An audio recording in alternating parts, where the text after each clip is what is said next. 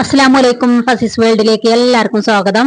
മുട്ടയൊന്നും ചേർക്കാത്ത നല്ല ടേസ്റ്റി ആയിട്ടുള്ള ഒരു മുട്ട സുർക്കയാണ് ഇന്ന് നമ്മൾ ഉണ്ടാക്കാൻ പോണത്.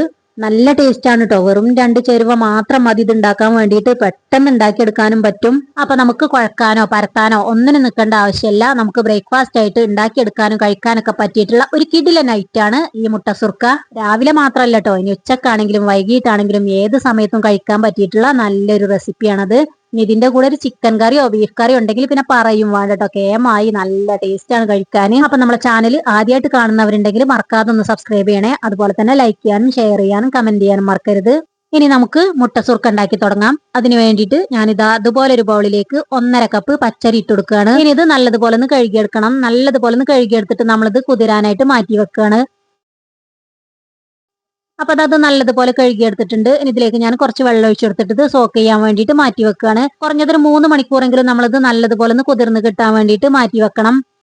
ഇപ്പൊ ദാ ഒരു 3 മണിക്കൂറൊക്കെ കഴിഞ്ഞിട്ടുണ്ട്. അരി നല്ലതുപോലെ കുതിർന്ന് വന്നിട്ടുണ്ട്. ഇനി നമ്മൾ ഇതിലുള്ള ആ വെള്ളമൊക്കെ മുഴുവനായിട്ട് ഊറ്റിക്കളഞ്ഞിട്ട് ഇതൊരു മിക്സിന്റെ ജാറിലേക്ക് ഇട്ടിട്ട് അരച്ചെടുക്കാൻ പോവാണ്. മിക്സിന്റെ വലിയ ജാറാണ് ഞാൻ എടുത്തിട്ടുള്ളത്. അതുകൊണ്ട് തന്നെ ഈ അരി മുഴുവനായിട്ട് ഒന്നിച്ചിട്ടിട്ടാണ് ഞാൻ അരച്ചെടുക്കുന്നത്. ഇനി അഥവാ ഒന്നിച്ചിട്ടിട്ട് അരച്ചെടുക്കാൻ കഴിഞ്ഞിട്ടില്ല എന്നുണ്ടെങ്കിൽ 2 പ്രാവശ്യമായിട്ട് അരച്ചെടുക്കാം കേട്ടോ. നമ്മൾ സോക്ക് ചെയ്ത് വെച്ചിട്ടുള്ള അരി മുഴുവനായിട്ട് ഇതിലേക്ക് ഇട്ട് കൊടുത്തിട്ടുണ്ട്. ഇനി ഇതിലേക്ക് 3 ടേബിൾ സ്പൂൺ ചോറ് ചേർത്ത് കൊടുക്കുകയാണ്. ഇതിലേക്ക് ആവശ്യമായിട്ടുള്ള ഉപ്പ് ചേർത്ത് കൊടുക്കുകയാണ്. ഇത് അരച്ചെടുക്കാൻ വേണ്ടിയിട്ട് 2 ടേബിൾ സ്പൂൺ വെള്ളം ഇതിലേക്ക് ഒഴിച്ചു കൊടുക്കുകയാണ്.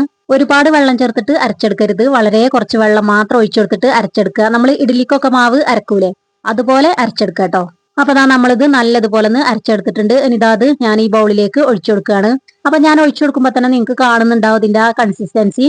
അരി അരച്ചെടുത്തിട്ട് ഈ ഒരു തിക്നെസ്സിലാണ് നമുക്ക് കിട്ടേണ്ടത്. ഇനി അഥവാ മാവ് കട്ടിയായി തോന്നുകയാണെങ്കിൽ കുറച്ച് വെള്ളം ഒഴിച്ചെടുത്തിട്ട് ഒന്ന് ലൂസാക്കി എടുത്താൽ മതി. കുറച്ചെന്ന് പറഞ്ഞാൽ ഒന്നിച്ച് ഒഴിച്ചെടുക്കരുത് കേട്ടോ. ഒരു 1-2 ടേബിൾ സ്പൂൺ വെള്ളമൊക്കെ ഒഴിച്ചെടുത്തിട്ട് ഒന്ന് ലൂസാക്കി എടുത്താൽ മതി. ഇനി നമുക്ക് സമയം ഉണ്ടെന്നുണ്ടെങ്കിൽ ഈ മാവ് അരമണിക്കൂറോ 1 മണിക്കൂറൊക്കെ റെസ്റ്റ് ചെയ്യാൻ വെക്കുകയാണെങ്കിൽ ഒന്നുകൂടെ നന്നായിരിക്കും. അപ്പൊ ഞാൻ എന്തായാലും ഇത് റെസ്റ്റ് ചെയ്യാനൊന്നും വെക്കണില്ല. അപ്പൊ പെട്ടെന്ന് ഉണ്ടാക്കിയെടുക്കാൻ പോവാണ്. അപ്പൊ ഓയിൽ നല്ലതുപോലെ ചൂടായിട്ടുണ്ട്. ഇനി നമ്മൾ തയ്യാറാക്കി വെച്ചിട്ടുള്ള മാവിന്ന് ഒരു തവി മാവ് എടുത്തിട്ട് ഇത് അതിലേക്ക് ഒഴിച്ചു കൊടുക്കുകയാണ്. മാവ് ഒഴിച്ചു കൊടുക്കുന്ന സമയത്ത് നമ്മൾ ഹൈ ഫ്ലെയിമിൽ ഇട്ട് കൊടുക്കുക. പിന്നെ നമ്മൾ ഒഴിച്ചു കൊടുത്ത് കഴിഞ്ഞതിന് ശേഷം തീ നല്ലതുപോലെ കുറച്ച് വെച്ചിട്ട് നമ്മളിത് വേവിച്ചെടുക്കുക.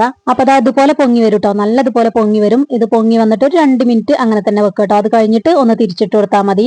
ഹൈ ഫ്ലെയിമിൽ ഇട്ടിട്ട് നമ്മളിത് വേവിച്ചെടുക്കുകയാണെങ്കിൽ ഇതിന്റെ ഉൾഭാഗം വെന്തിട്ടുണ്ടാവില്ല. അതുപോലെ തന്നെ പുറം ഭാഗം കളറൊക്കെ മാറിയിട്ട് പെട്ടെന്ന് ക്രിസ്പി ആയിട്ട് വരും. അപ്പൊ നമുക്ക് അങ്ങനെയുള്ള ഒരു രീതിയിലല്ല കേട്ടോ ഇത് കിട്ടേണ്ടത്. ഇത് അതുപോലെ അധികം കളറൊന്നും മാറാതെ നല്ല സോഫ്റ്റ് ആയിട്ടുള്ള ഒരു ഫോമിലാണ് നമുക്കിത് കിട്ടേണ്ടത്. അപ്പൊ ഇതിവിടെ റെഡി ആയിട്ടുണ്ട്. ഇനി നമ്മളിത് എണ്ണയിൽ നിന്ന് കോരിയെടുക്കുകയാണ്. നമ്മളിത് ഉണ്ടാക്കിയെടുക്കുന്ന സമയത്ത് കുറച്ചുകൂടെ ഒരു കുഴിയുള്ള ചട്ടി ഉണ്ടെങ്കിൽ അത് എടുക്കുകയായിരിക്കും കേട്ടോ, ഒന്നുകൂടെ നല്ലത്. അപ്പൊ ഒരെണ്ണം ഇവിടെ റെഡി ആയിട്ടുണ്ട്. ഇനി ബാക്കിയുള്ളതൊക്കെ ഇതുപോലെ ചെയ്തെടുത്താൽ മതി.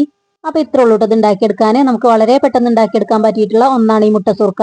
വെറും 2 ചേരുവ മാത്രം മതി ഇത് ഉണ്ടാക്കിയെടുക്കാൻ. അതുപോലെ തന്നെ നമുക്ക് വളരെ പെട്ടെന്ന് ഉണ്ടാക്കിയെടുക്കാനും പറ്റും. കഴിക്കാനും നല്ല ടേസ്റ്റ് ആണ്. അങ്ങനെ നമ്മൾ മുട്ട സുർക്ക മുഴുവനായിട്ട് ഉണ്ടാക്കിയെടുത്തിട്ടുണ്ട്. ഈ ഒരു മാവ് വെച്ചിട്ട് നമുക്ക് 13 മുട്ട സുർക്ക ഉണ്ടാക്കിയെടുക്കാൻ പറ്റിയിട്ടുണ്ട്.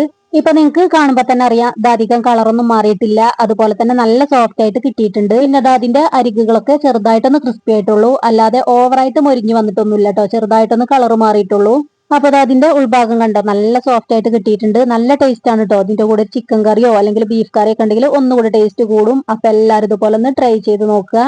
അതുപോലെ തന്നെ നമ്മളെ ചാനൽ ആദ്യമായിട്ട് കാണുന്നവരുണ്ടെങ്കിൽ മറക്കാതെ ഒന്ന് സബ്സ്ക്രൈബ് ചെയ്യണേ. അപ്പൊ നമുക്ക് പുതിയൊരു വീഡിയോ ആയിട്ട് വീണ്ടും കാണാം. ഓക്കെ, അസ്സലാമു അലൈക്കും.